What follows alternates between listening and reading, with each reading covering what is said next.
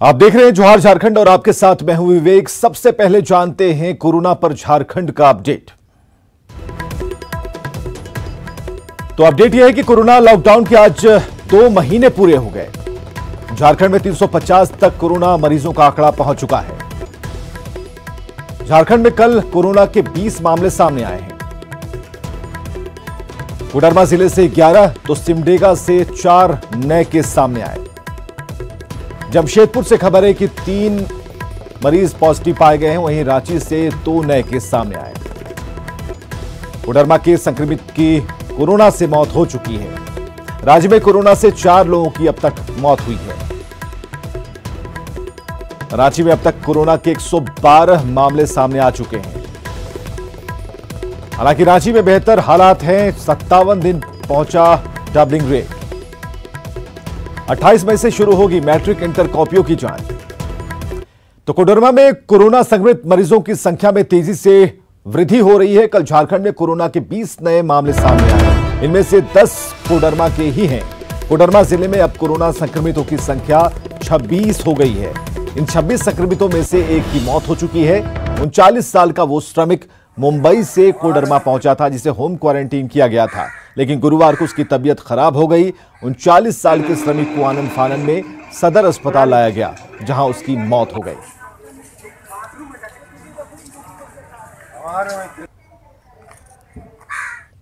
इधर गढ़वा के मेराल प्रखंड स्थित ज्योति अस्पताल को स्वास्थ्य विभाग ने कोरोना अस्पताल बनाया है। यहां 50 बेड के साथ 4 वेंटिलेटर की व्यवस्था है, लेकिन जिस हिसाब से मरीज मिल रहे हैं उससे बेड की संख्या कम लग रही है। जिले में 47 कोरोना मरीज पाए गए हैं, जिनमें 3 ठीक हो गए। अभी अस्पताल में 44 पॉजिटिव मरीज हैं।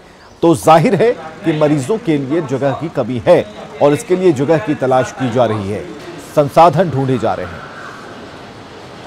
हम लोग कोविड हॉस्पिटल में अभी 40 पेशेंट पॉजिटिव है, उसको भर्ती किए हुए हैं। 4 पेशेंट निगेटिव हुआ, उसको हम लोग क्वारंटाइन केयर सेंटर में रखे हुए हैं और सबका 3rd सैंपल चला गया है। वो रिपोर्ट आने के बाद सबको छुट्टी दे दी है।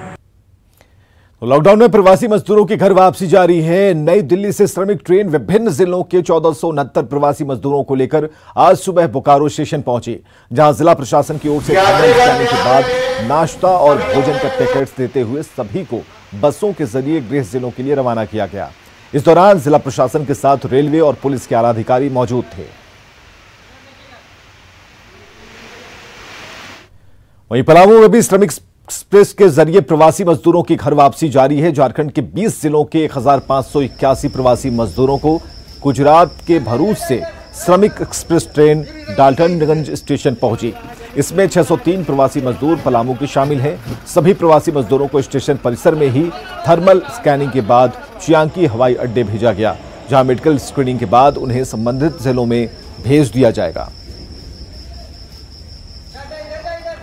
रमजान का महीना अपने आखिरी मुकाम पर है। 25 मई को देश भर में ईद मनाई जाएगी, लेकिन इस बार ईद कोरोना के साए में मनेगी। अब तक ईद के दिन ईदगाह में और मस्जिदों में जाकर नमाज पढ़ी जाती रही है, लेकिन इस बार रमजान के साथ ईद भी लॉकडाउन से गुजरेगी। वहीं प्रशासन ने घर पर ही रहकर इबादत करने की अपील की है। सुरक्षा के पुख्ता इंतजाम है। जायजा लिया हमारे सहयोगी ओम प्रकाश ने।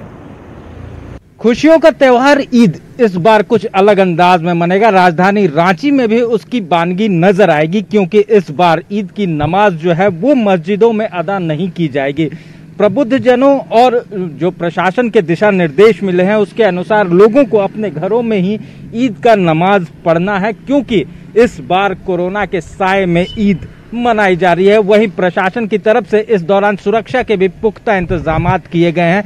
करीब 2000 से ज्यादा जवान जो हैं वो लगाए जा रहे हैं। वहीं हिंदपीढ़ी की बात हम आपको बताना चाहेंगे।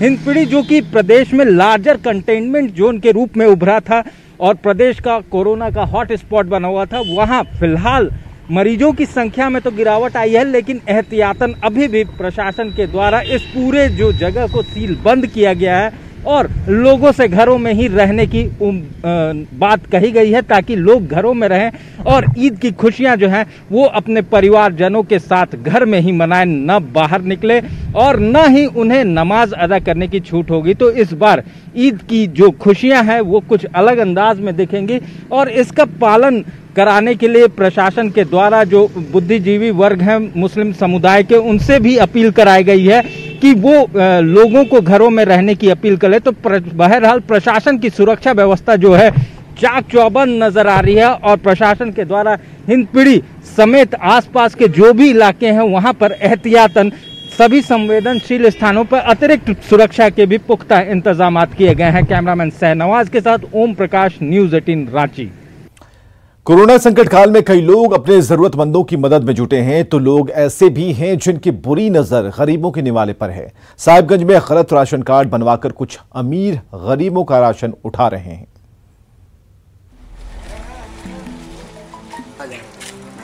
हेलो। यूं तो कोरोना काल में समाज के कई लोगों ने खुलकर गरीबों और जरूरतमंदों को सहयोग दिया, लेकिन समाज में कुछ ऐसे संपन्न लालची भी हैं जिनकी बुरी नजर गरीबों के निवाले पर है और लोगों ने ऑनलाइन राशन कार्ड के लिए आवेदन देकर अनाज उठा भी लिए।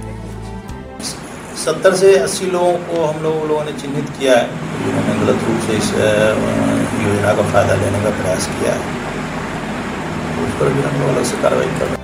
मामला अब वरीय पदाधिकारियों के संज्ञान में है। उप विकास आयुक्त की माने तो ऐसे लोगों को चिन्हित कर लिया गया है जिन पर जांच के बाद कार्रवाई भी होगी। तो अगर इस तरह की कोई त्रुटि हो तो उसको जो है हम लोग उस सुविधा से वंचित करेंगे। इस तरह की जानकारी अगर कोई प्राप्त होती है तो निश्चित रूप से उसको हटाने का काम किया जाएगा। कोरोना संकट में असहाय गरीब और जरूरतमंदों के लिए हर तरफ से मदद के हाथ उठे, लेकिन चंद लालचियों ने गरीबों के निवाले पर बुरी नजर डालकर मानवता को दागदार कर दिया। निशांत कुमार, न्यूज़ 18 साहिबगंज।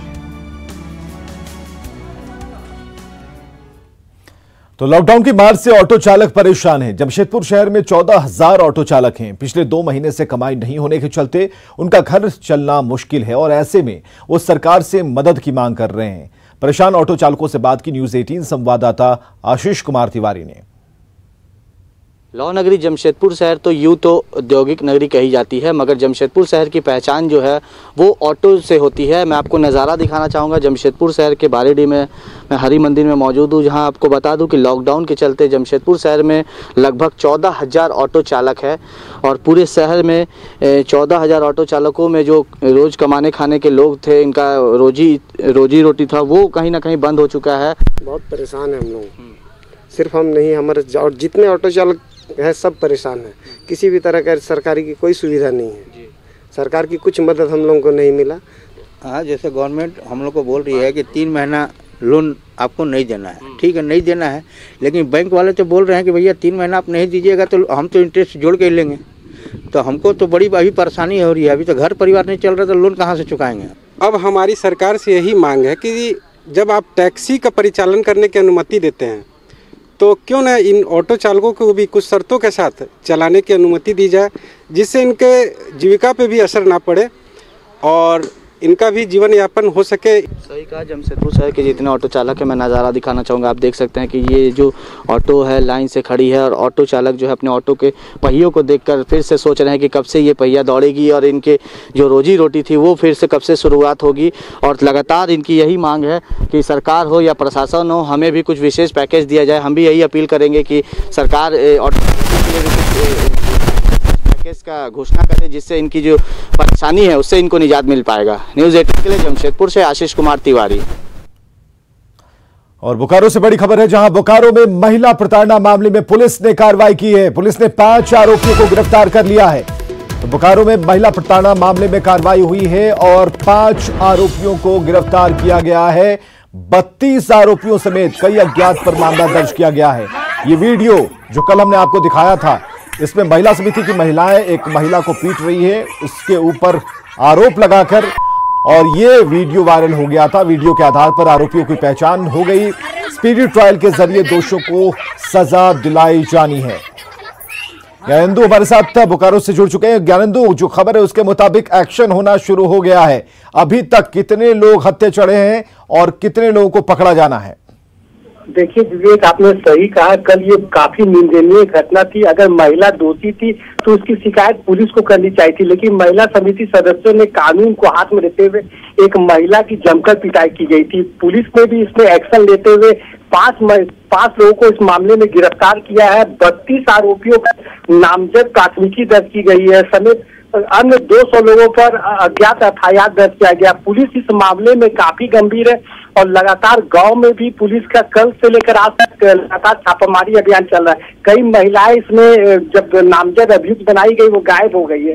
तो ऐसे में पुलिस के सामने काफी जवाबदेही बढ़ गई कि जो दोषी है उनकी गिरफ्तारी की जाए, लेकिन इस पूरे मामले में एसपी काफी गंभीर दिख रहे हैं। चलिए, बहुत बहुत शुक्रिया इन तमाम जानकारियों के लिए। तो एसपी की गंभीरता इस बात को लेकर कल भी थी, जब न्यूज 18 ने उनसे सवाल किया तो उन्होंने कहा था कि कोई भी दोषी बख्शा नहीं जाएगा, चाहे वो महिला हो या पुरुष।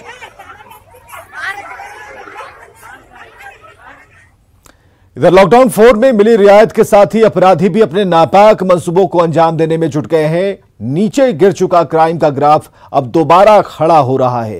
राजधानी रांची में लॉकडाउन 4 की घोषणा के बाद से आपराधिक घटनाओं में तेजी देखने को मिल रही है, जो ये बताता है कि आने वाले दिन पुलिस के लिए सहज नहीं है।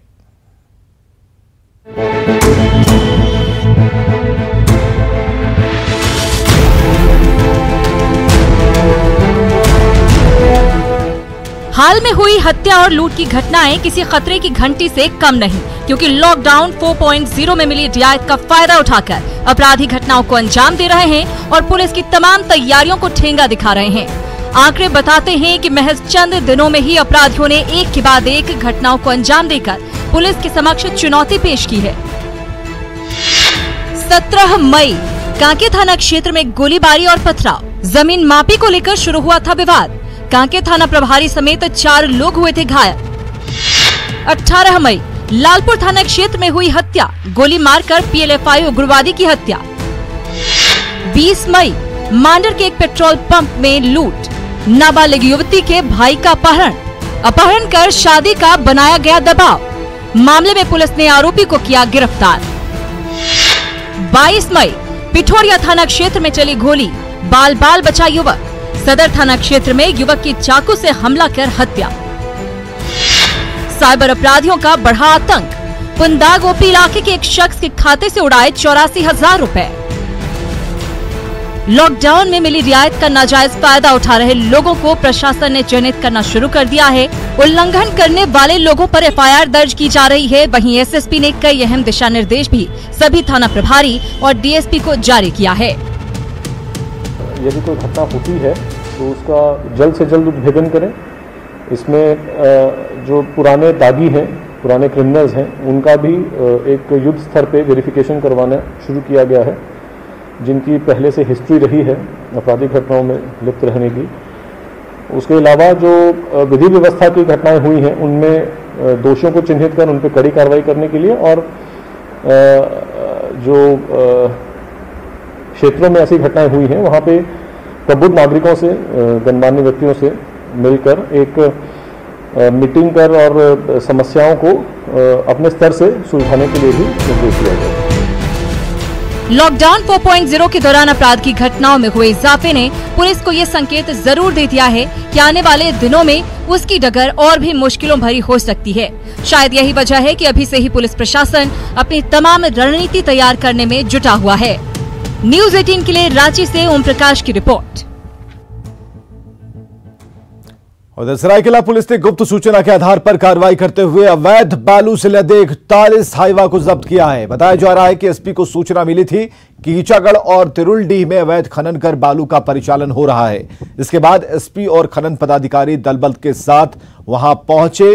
रात भर चले अभियान में 41 हाइवा को जब्त कर 4 लोगों को गिरफ्तार किया गया है। एसपी ने साफ कहा है कि किसी भी सूरत में अवैध खनन नहीं होगा और ऐसी कार्रवाई आगे भी जारी रहेगी। कल देर रात से आज सुबह तक ये रेड चली है और उस दौरान 41 हाइवा ट्रक बालू भरे हुए बरामद हुए हैं और खनन पदाधिकारी साहब ने उसमें बताया देखिए पेपर कि कोई भी पेपर इसके पास है नहीं और जो भी कागजात थे वैलिड नहीं थे। तो तो सभी पूरी तरह से अवैध थे, तो उसको फिर सीज किया गया है और उसको ईचागढ़ थाना में सबको लगाया गया है। इस संबंध में 4 व्यक्तियों की गिरफ्तारी भी हुई है। चूंकि अवैध थे इसलिए ज्यादातर लोग घरे छोड़ के भाग गए। पुलिस पर पथराव की घटनाओं से पाकुड़ पुलिस अलर्ट हो गई है और भीड़ को नियंत्रित करने के लिए पुलिस ने मॉक ड्रिल किया है। ईद के दौरान कानून व्यवस्था को बनाए रखने के लिए पुलिस जिले के सभी थाना क्षेत्रों में फ्लैग मार्च कर रही है। मॉक ड्रिल और फ्लैग मार्च के दौरान सोशल डिस्टेंसिंग का पूरा ख्याल रखा जा रहा है। प्लस हमारे जो जवान हैं ये भी अभ्यासरत रखने के लिए, इन्हें भी ऑन रखने के लिए, इनके इफिशियंसी को बढ़ाने के लिए कि राइट को अच्छी तरह से कंट्रोल करें, ये मॉक ड्रिल हम आज यहां कराए हैं। अच्छे आइडियाज और इनोवेशन हमेशा से ही विपरीत परिस्थितियों में कुशल हथियार साबित हुए हैं। कोरोना के खिलाफ चल रही जंग में चाईबासा डीडीसी ने कुछ ऐसी ही चुनौतियों के बीच कुछ नया करने की कोशिश की है। कोरोना योद्धा के तौर पर अपनी पहचान बना चुके चाईबासा की डीडीसी आदित्य रंजन एक बार फिर अपना नया प्रयोग लेकर आए हैं। उन्होंने अपने इंजीनियरिंग आइडिया से इस बार फेस शील्ड बनाया है। महज 110 रुपए की लागत से बने इस फेस शील्ड को पहनकर 500 से ज्यादा कर्मचारी सुरक्षित महसूस कर रहे हैं। क्वारंटाइन में जो रहने वालों को खाना दे रहे हैं तो हम लोग को इसमें बहुत सी सुरक्षित हो रही है और अच्छा लगा, क्योंकि हम लोग को डायरेक्ट फेस में उन लोग का सामना होता है, इसीलिए ये फेस शील्ड में हम लोग को बहुत ही सुविधा हुआ। जी, हम लोगों को विभाग की तरफ से उपलब्ध कराया गया है, क्योंकि कोरोना सेंटर पे रेड जोन से आए हुए लोगों को यहाँ जब तक उनका टेस्ट नहीं होता है तब तक के लिए उनको रखा गया है। ऐसी परिस्थिति में हम लोगों को बार बार यहाँ निरीक्षण करना पड़ता है, लोगों की समस्याओं को सुनना पड़ता है, इसलिए ये हम लोग शील्ड का प्रयोग करते हैं। इस फेस शील्ड में चेहरे के सामने प्लास्टिक कवर है जिसे सिर में रबर बैंड से बांधा गया है। इसमें पसीना सोखने की भी क्षमता है। रांची के बीआईटी के छात्र रहे आदित्य रंजन इससे पहले remote trolley, sample collection centre और सैनिटाइजर केबिन जैसे इनोवेशन दे चुके हैं। मात्र 110 रुपये की लागत से यहाँ के एसएचजी ग्रुप की कुछ महिलाओं की मदद से हम लोग बनवाए और काफ़ी मात्रा में जिले में सभी जगह 500 के आसपास रेलवे को, 500 पुलिस को, पुलिस बल को और साथ ही साथ हॉस्पिटल एडमिनिस्ट्रेशन और मजिस्ट्रेट्स को भी हम लोग दिए हैं। संक्रमण से बचाव को लेकर चाईबासा डीडीसी का इनोवेशन कोरोना के खिलाफ जंग में काफी राहत पहुंचा रहा है। अब फेस शील्ड पहनकर क्वारंटीन सेंटर और दूसरे संभावित संक्रमित स्थानों पर काम करना आसान और सुरक्षित हो गया है। लिहाजा कर्मचारी भी अब बेखौफ होकर अपना काम कर रहे हैं। न्यूज़ 18 के लिए चाईबासा से उपेंद्र गुप्ता की रिपोर्ट।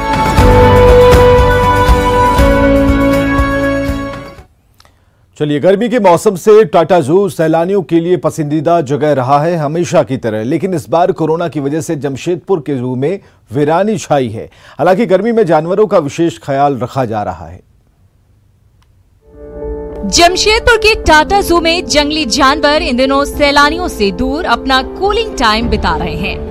बढ़ते पारे और तपिश से जानवरों को बचाने के लिए जू के भीतर कई उपाय किए गए हैं। जंगलों के राजा शेर, शेरनी, बाघ और भालू समेत कई तरह के जंगली जानवर और चिड़ियों का इन दिनों खास ख्याल रखा जा रहा है। कूलर और पानी की बौछारों से जहां उन्हें राहत दी जा रही है, वहीं उनके भोजन की भी विशेष व्यवस्था की गई है।